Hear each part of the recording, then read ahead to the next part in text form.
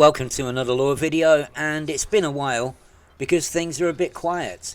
There's not much to report story wise, but we're seeing community goals connected to power play that are still neutral enough for anyone to take part in without joining a power, allowing anyone to do them but with extra rewards if you're pledged to any of the powers involved. Which is all good. This is exactly what was expected and the only logical way to do it, as I pointed out in an earlier video in this series. And it's the best balance we could hope for there. It's just that, fun as they are and rewarding as they are, and nice as it is that they've done what we expected with them and made them inclusive for everyone, none of them have moved the story on much, so there isn't much to say about them from that point of view. The variety so far isn't bad. We've had a 2-week mining community goal and then a 2-week trade community goal involving rival powers. And just so you can't play both sides, if you try and do that, then the moment you switch to the other side, your contributions for the side you just left will be deleted. Which some people might hate, but it stops people gaming the system, and the reward is the same on each side, so that doesn't matter. For those who are pledged to either of the powers, they get extra stuff like more cash and a power banner for their cockpit. So now we have a combat community goal between the Emperor Orisa and Archon Delane. And it seems likely that Orisa will win, but we'll see. The basic reward, a couple of double-engineered Seeker missiles, can be got by anyone with a single contribution, so these are real easy to get. Get into the top 75% and you get a couple more of them. And if you're pledged to that power, you get more money in their power banner for your cockpit. And while it looks like Orisa's going to walk it, it's always easier to get into the top 75% of the goal with fewer players, so it might pick up for Delane yet. And this one may not be as cut and dried as it appears, but we'll see when it ends. And then that leaves us with 4 powers which haven't yet had a community goal matchup. Aisling Duval, Pranav Antal, Lee Yong-rui and Minotaur Val, which will presumably get them over the course of July and early August, and it could be a pair of traditional rematches, and there have been ideas already about what they might be from the players, including Aisling Duval versus the Minotaur Val over some sort of Imperial slave hauling contest, with Duval winning it. But personally I can't see that one, because with Aisling opposing slavery, I can't see her in competition to transport more of them. Another idea that the players had was Pranav Antal versus Lee Yong-rui over some sort of research data or materials, with Lee winning, but we've kind of already had that in a way, with him getting hold of the Sim archive and, well, trying to get hold of the Sim archive. Yeah, they might take that story further. The problem with all of those is the CGs so far, the community goals so far, have all had an overwhelming winner on one side or the other. They could go for a less predictable pairing, like Aisling versus Lee or Pranav Antal versus the Minotaur Val, although I haven't a clue what they go to war about or have a competition about. But if they wanted to have potentially closer results than the goals so far, which have been overwhelmingly won by one side or the other, then, perhaps they could go for something a bit different like that. Personally, I quite like the 2-week community goals. 1 week is sometimes not enough if it comes along at a time when you happen to be busy that week with not much time to play. And the extra week gives you a bit more leeway, so it doesn't feel like it comes and goes before you can join in. This article hints at things hotting up between the superpowers, but I think anyone expecting, for example, an all-out war between the powers will be disappointed. In fact, I believe these multiple and endless skirmishes on the borders of each power are precisely to stop more major and focused offensives and all-out war itself.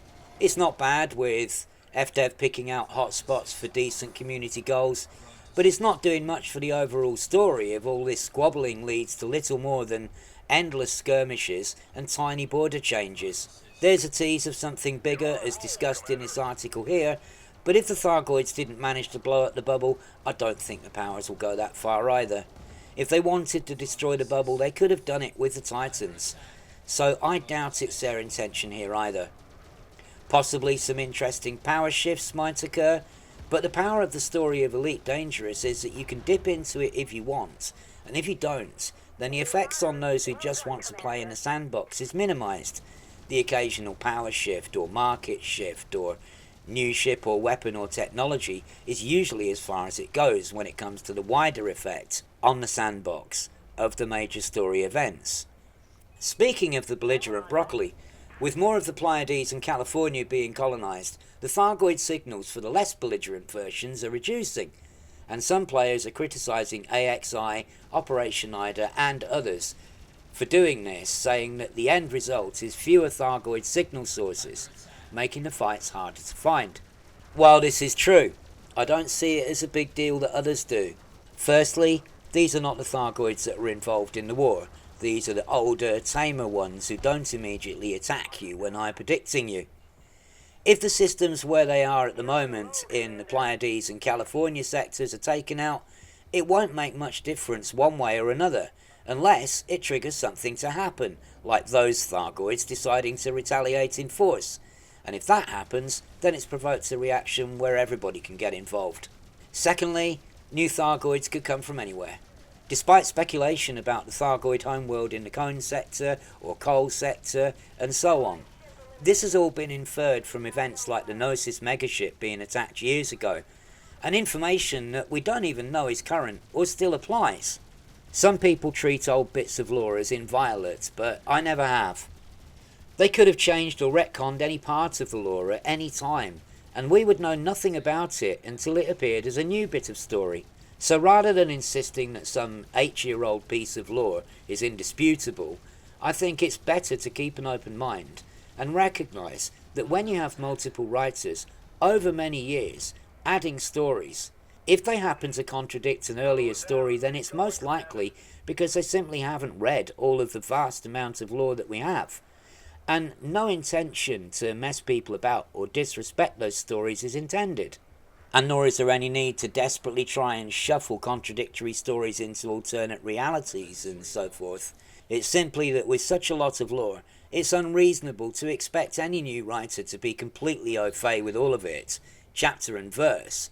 But actually, the old lore that has been revisited so far and retconned and worked into a new story, such as Hyford's Cache, has been done really, really well, integrating it into a new storyline without actually invalidating anything that went before. And so I'm hopeful that they can carry on doing this.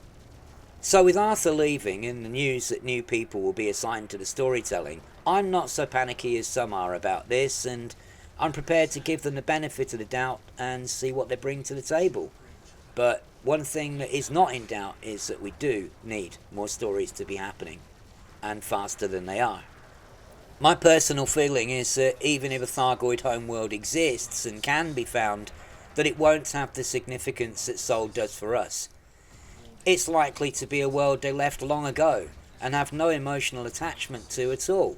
Emotions like nostalgia or loyalty to a home left long ago, they're based on our fear of loss, on our fear of things losing their significance for us. And as the Thargoids don't have fear, there's no reason to suppose they have any other feelings associated with it. Plus there's no reason to suppose they rationalise how we do, which is a constant mistake we make, thinking that because we care about Earth, that every spacefaring species is also tied to the apron strings of their origin planet. And since they've clearly spread well beyond it, the value of the place is based purely on how we would value it, with no evidence that if it exists, that they care about it at all. Which brings us to Seo Jin-Ae, the only survivor of a human experiment to plug people into Thargoid ships, whose mind was violated by the Thargoids and her knowledge of humanity ripped out of her head, which left her feeling guilty for the attack on Sol later on. She's now decided to go her own way, at least for a while. She's left her role as an advisor to Aegis, according to this article, and she's still convinced that Salvation, the man who brought the Titans down on us, is alive in some form, or at least his consciousness is. Since we have no technology that can store a human consciousness, we can only make digital copies of their memories, but she believes he's storing his entire consciousness in a piece of Guardian technology. Now he might be a weapons-grade nutter with a Messiah complex, but he knows more about Guardian technology than anyone, so it's not out there as an idea, and it has been supported as plausible by the Sim Archive and Pranav Antal, They store digital copies of people put together from copies of their memories, but they can't recreate all of the thinking and reasoning processes and cognitive abilities of what we think of as the conscious mind. But since this story is still popping up from time to time, I hope this means there is something to it.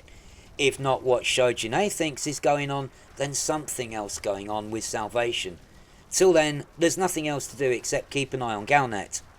The Vanguard update is not far away now, and others have covered what mechanics we know about so far, and so therefore, as usual, I'm not here to reinvent the wheel in that respect. You can go and see what Burr and all the others have said about it for overviews and deep dives into the little we know so far, and instead, as usual, I will consider some of the player thoughts about it all. I've not had much chance to get a lot of feedback, but from my own perspective, I am of course the leader of a squadron. PDES, the Post-Disaster Evacuation Service. We rescue people from all kinds of disasters, anywhere there are refugees. But so far that's only been a real in-game thing when we have attacked stations. If they ever decide to expand the rescue mechanic and have regular refugee rescues to do, we would do them. So it would be nice if we got them from natural disasters like, for example, the earthquakes in Rio that went on for months and held up Felicia Winters becoming president for so long, or regular missions to ferry war refugees who lost their homes to the new player colonies to expand the populations there and offer them a new life and a new home. We'd be up for that.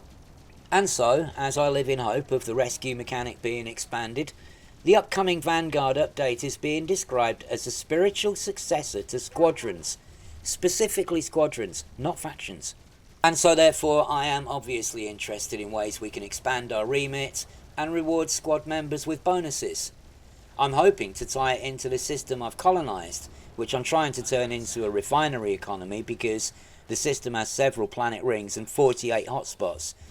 And so with the Vanguard bonuses for mining given to squad members, as well as allowing us to sell pre-built ships for rescue, salvage and mining, the main three things we do.